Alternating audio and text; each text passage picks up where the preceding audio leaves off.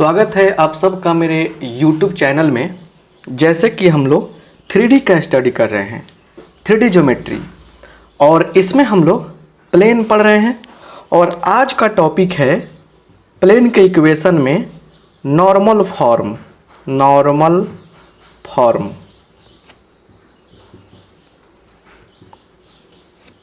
मतलब अभिलंब रूप।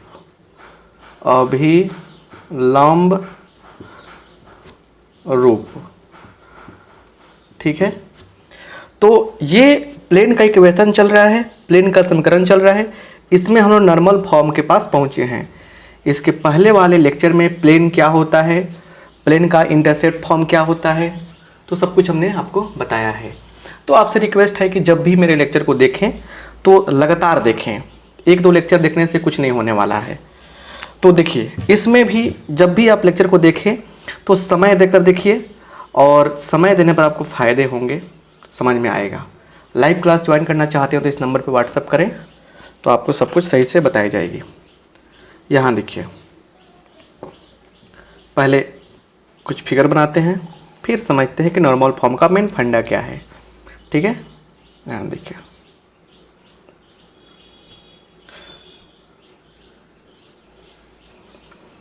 जो कुछ चीज़ें बनाते हैं हम उसको समझने का प्रयास कीजिएगा। फिगर बनने के बाद तब जाके समझ में आएगा अच्छा से।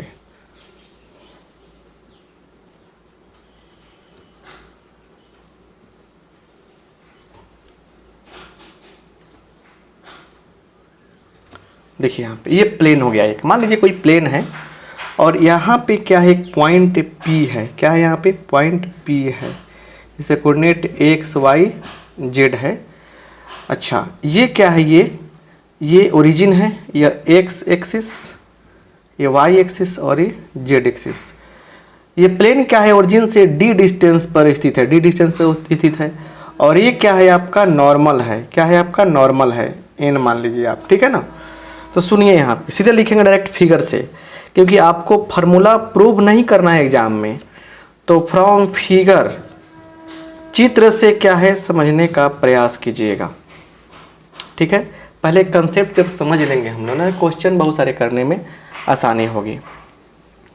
ON देखिए, चित्र से ON जो है, वेक्टर ON, ये नॉर्मल वेक्टर है। नॉर्मल वेक्टर, नॉर्मल है, नॉर्मल वेक्टर है। तो बताए थे नॉर्मल क्या होता है? प्लेन पर एक परपेंडिकुलर लाइन, मतलब अगर प्लेन पर एक लाइन है जो दो पॉइंट को ज्वाइन कर रही है, उस लाइन पर जो दूसरा लाइन परपेंडिकुलर होता है वही आपका नॉर्मल कहलाता है। तो नॉर्मल वेक्टर देखिए यहाँ पे है, इसको हम लोग n कैप लिखते हैं, ठीक है। अब सुनिए, d क्या है? d के बारे में लिखेंगे हम लोग डिस्टेंस फ्रॉम ओरिजिन, मूल बिंदु से distance from origin to the plane,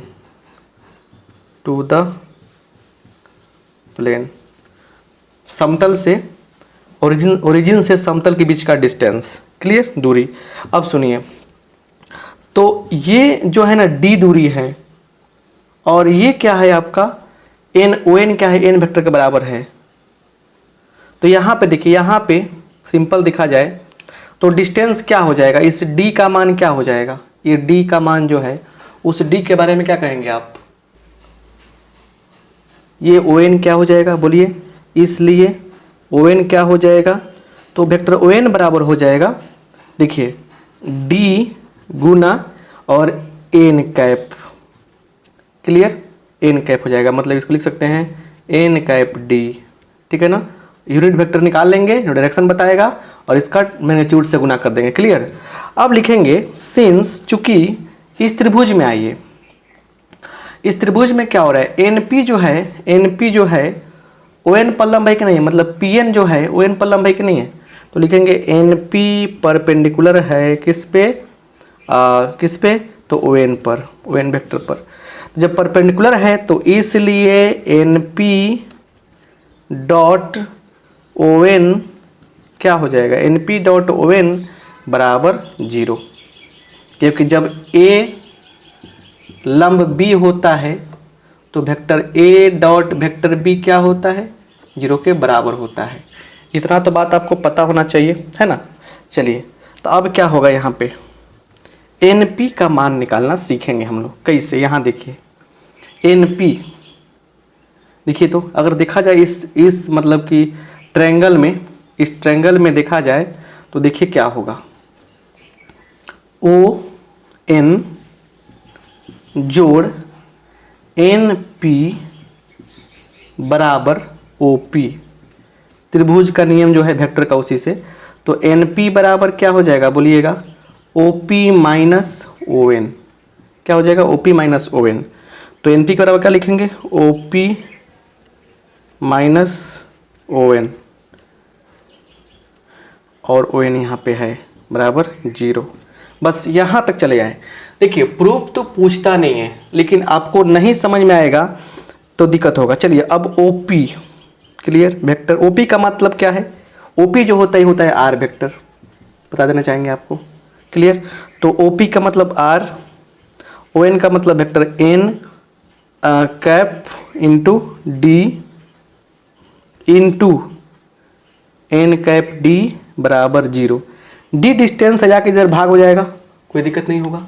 तो अब अगर हम लोग यहाँ देखें तो क्या मिलने वाला है, देखिए यहाँ पे, यहाँ से आगे बढ़िए तो देखिए एन कैप से गुना कीजिए तो vector R dot N cap minus N cap into N cap D बराबर 0।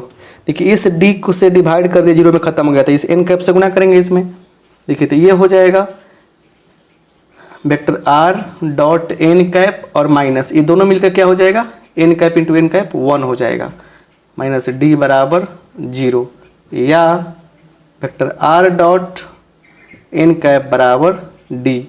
और यहीं क्या हो गया, यहीं आपका हो गया नॉर्मल फॉर्म, वेक्टर फॉर्म के रूप में, नॉर्मल फॉर्म किस रूप में, तो वेक्टर इक्वेशन, वेक्टर फॉर्म में, ठीक है ना, वेक्टर इक्वेशन हो गया ये, वेक्टर फॉर्म में लिख दिया नॉर्मल फॉर्म को।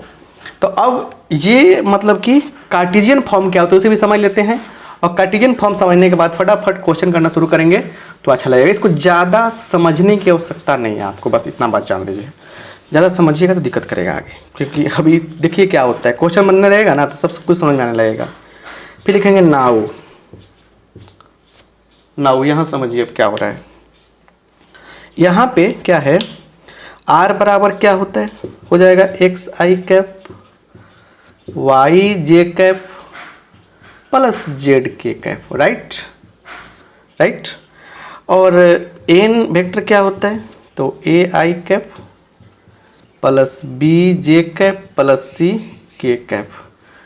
तो एन कैप कैसे निकलेगा, एन कैप कैसे निकलेगा, तो क्या करेंगे, हम बताए थे ना एन कैप कैसे निकालते हैं, इसके मैग्नीट्यूड से इसमें डिवाइड करते हैं, तो मतलब a by a i plus b j plus c k by root under a square plus b square plus c square. तो क्या हो जाएगा, ए बाई इतना मतलब उसको एल कहते हैं तो L I cap, B by इतना मतलब उसको एम कहते हैं, सी बाई इतना मतलब इसको एन कहते हैं। इधर पढ़ाएं ना शुरू से, जब भी शुरू लेक्चर देखें मेरा शुरू से देखें, नोट्स बनाएं, कॉपी पलट कर देखें, तब मजा आएगा आपको, ऐसे नहीं मजा आएगा। तो एन कैप मिल गया, ही लिखेंगे since R vector into N cap बराबर क्या था, डी था, है ना। तो यहाँ पे क्या हो जाएगा बोलिए, ये हो जाएगा आर का मतलब X I plus Y J plus Z K into L I plus M J plus N K बराबर क्या हो जाएगा, डी हो जाएगा। तो देखिए कहीं कहीं पी भी लिखा रहता है, टेंशन न लीजिएगा। तो ये क्या हो जाएगा, L X plus M Y plus N Z बराबर डी, और यही क्या हो गया, कार्टेशियन फॉर्म में इक्वेशन हो गया। तो अब ये हो गया कार्टेशियन फॉर्म, ये वेक्टर फॉर्म तो था ही। इस पे अलग अलग टाइप से क्वेश्चन देखेंगे, काफ़ी अच्छा समझ में आएगा और ये फंडा क्लियर हो जाएगा। चलिए क्वेश्चन को देखा जाए अच्छा से और समझने का प्रयास किया जाए, राइट। यही थ्योरी हुआ। यहाँ देखिए क्वेश्चन लिखते हैं हम, क्वेश्चन लिखेंगे, समझने का प्रयास कीजिएगा। कह रहे कि फाइंड द, क्वेश्चन के द्वारा सब कंसेप्ट क्लियर होता है। Find the equation of a plane, समतल का समीकरण बताइए। विच इज कहाँ पे, which is at a distance of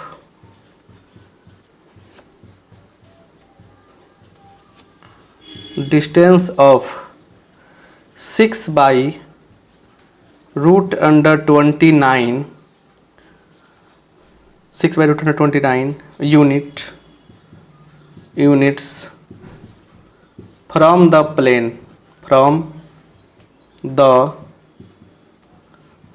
plane से इतने दूरी पर है, clear, sorry from the origin, यहाँ देखिए फ्रॉम द ओरिजिन, हिंदी भी समझाएंगे।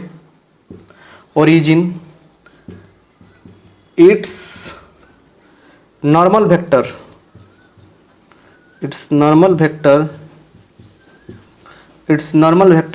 From origin is 2i cap minus 3j cap plus 4k cap. चलिए तो सुनिए बात क्या कह रहा है क्या, find the equation of a plane, find the equation of a plane which is at a distance of 6 by root under 29 units from the origin से इतने दूरी पर है। इट्स नॉर्मल वेक्टर, मतलब क्या कीजिए कि प्लेन का इक्वेशन निकालिए जो ओरिजिन से इतने दूरी पर है, और उस ओरिजिन से क्या बोलते हैं, प्लेन पर नॉर्मल वेक्टर कितना है, इतना है। चलिए तो सिर्फ कहा गया है कि निकालिए आप इक्वेशन है, वेक्टर इक्वेशन भी हो सकता है, कार्टेशियन इक्वेशन भी हो सकता है, कुछ नहीं दिया है, दोनों निकालेंगे। चलिए सॉल्यूशन देखिए। गिवन डी बराबर क्या दिया है, 6 बाई रूट अंडर 29। एक और चीज़ दिया है, लेट वेक्टर एन क्या दिया है, 2i cap minus 3j cap plus 4k cap.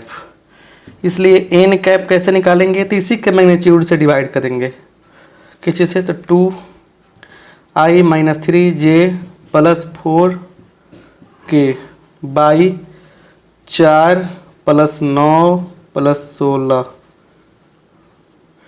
16 4 20 9 29, क्या हो जाएगा ये 2 बट्टा रूट अंडर 29 आई कैप माइनस 3 बट्टा root under 29 J cap plus 4 by root under 29 के कैप, है ना। चलिए इसलिए यहाँ पे लिखेंगे first vector equation, vector form, vector equation की वेक्टर इक्वेशन इज क्या हो जाएगा बोलिए, आर इंटू एन कैप बराबर डी। तो क्या हो जाएगा, आर का आर रहेगा, एन कैप कितना है 2 by root over 29 I cap minus 3 by 29 J cap plus 4 by 29 के कैप, है ना, बराबर डी का मान कितना है 6 बाई रूट अंडर 29, इतना, ठीक है ना। अब ये हो गया आपका वेक्टर फॉर्म, क्लियर, आंसर लिख देंगे वेक्टर फॉर्म के लिए। अब कार्टेशियन फॉर्म लिखना है, चलिए फिर लिखेंगे अगेन, बस करना कुछ नहीं है, आर के जगह पे लिख देना है, क्या लिखेंगे, कार्टेशियन इक्वेशन इज, देखिए क्या हो जाएगा, लिख दीजिएगा यहाँ पे क्या, x i cap plus Y j cap plus Z k cap, ठीक है ये, और इनटू इसको लिख दीजिए 2 by 29 I 3 by 9 plus 4 by 9 के, है ना, बराबर 6 बाई 29 ये हो जाएगा। अब गुना कर लीजिए, कोई दिक्कत नहीं है। कैसे गुना करेंगे बताइए, गुना कैसे करेंगे बताइए।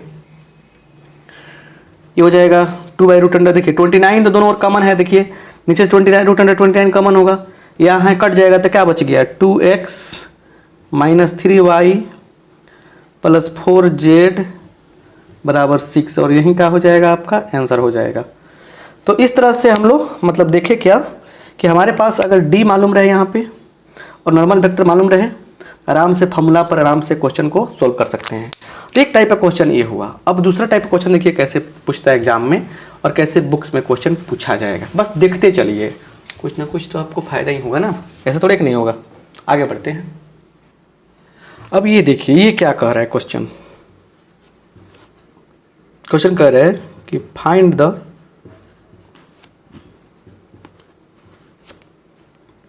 The unit vector normal to the plane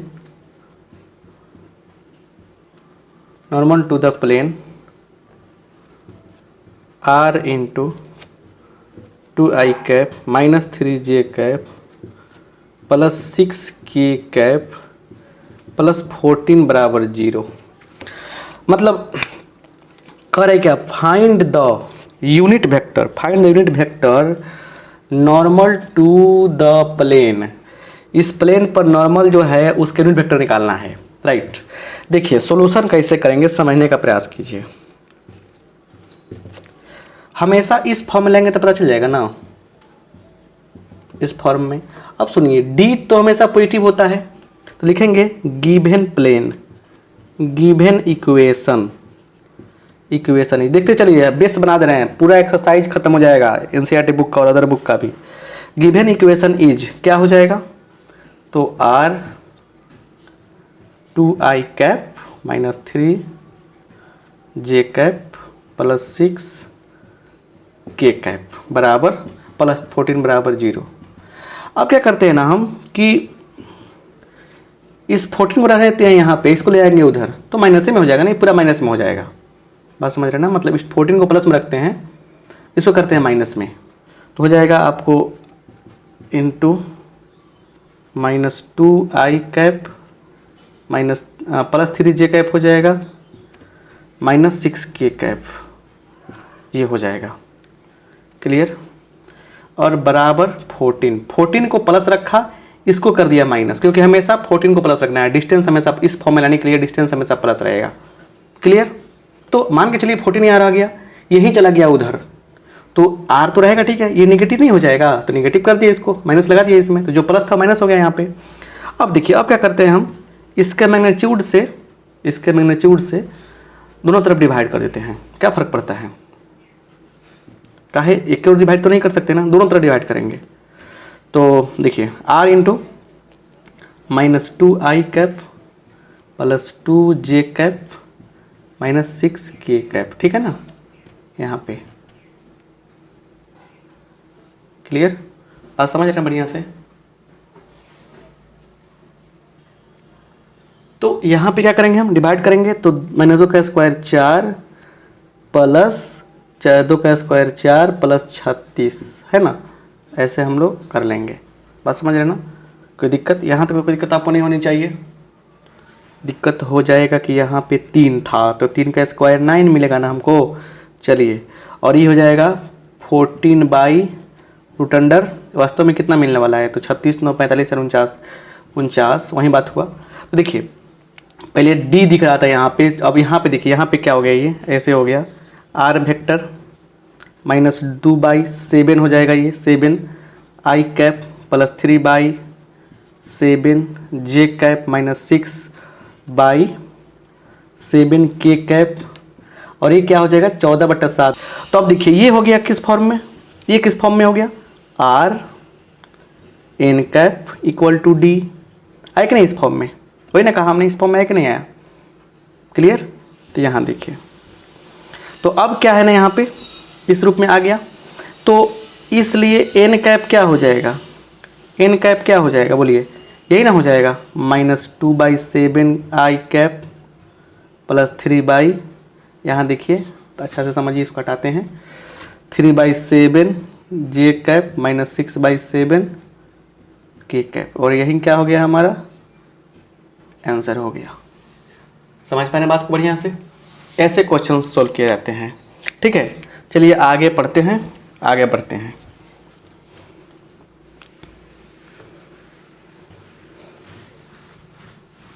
घबराने से नहीं कुछ होगा, ठीक है ना, सब कुछ आसान लगता है क्वेश्चन समझने के बाद। यहाँ देखिए करे फाइंड द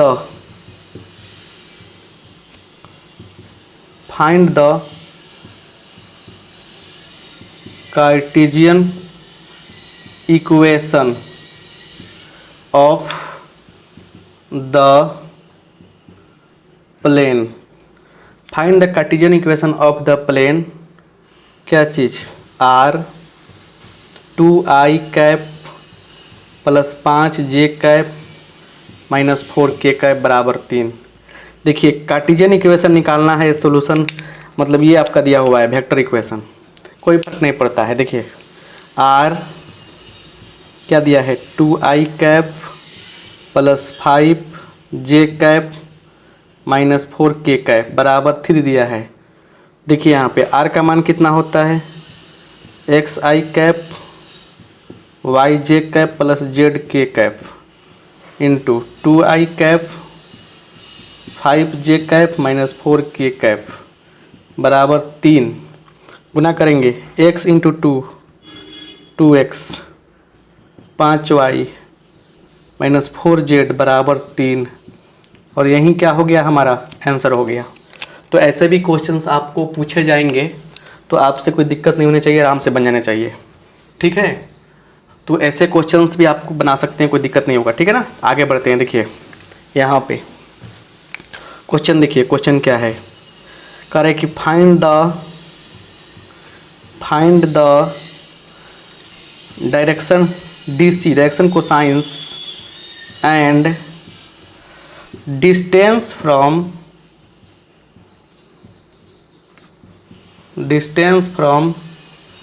ओरिजिन, मूल बिंदु से दूरी निकालें, ऑफ द प्लेन,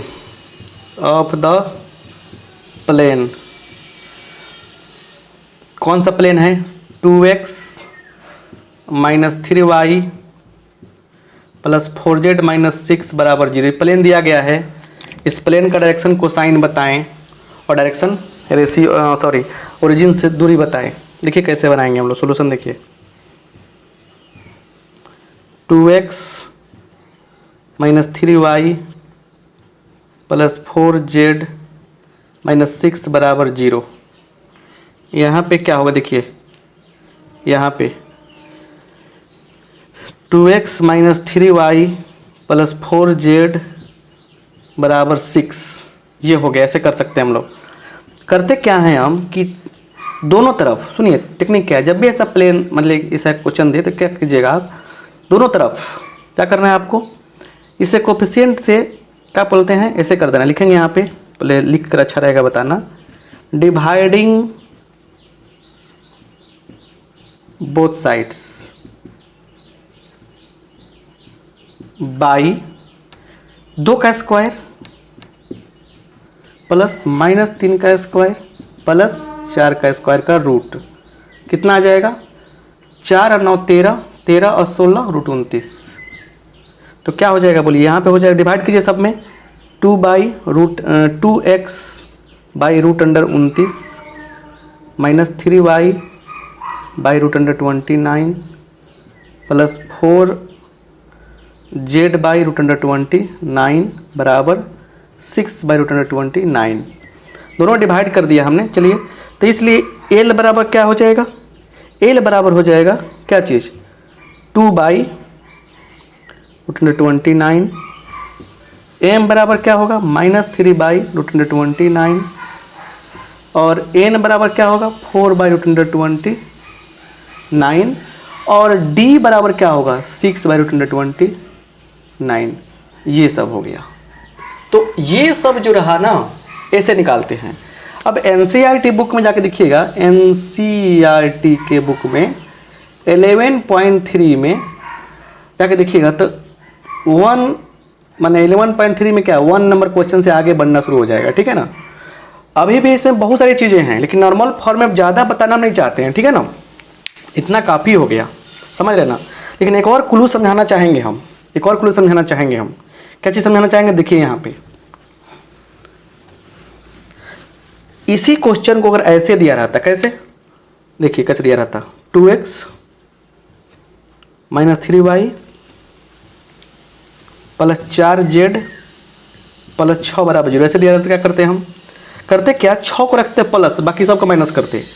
इसको ऐसे करते 2x - 3y + 4z = -6, जो -6 नहीं रखना है हमें 6 को प्लस करना है, इसलिए माइनस को लाना पड़ेगा इधर।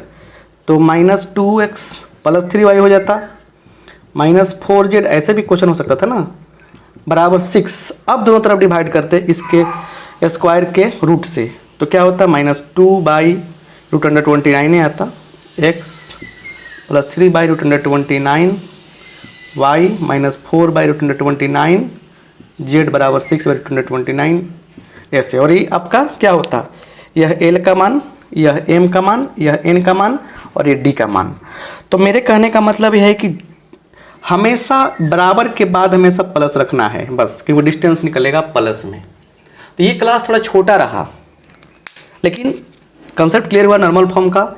जाके बुक का प्रॉब्लम बनाइए, हम क्लास ओवर कर रहे हैं थोड़ा सा, इतना काफ़ी है आज के लिए। फिर मिलते हैं अगले क्लास में। आप सबका बहुत बहुत धन्यवाद, थैंक यू।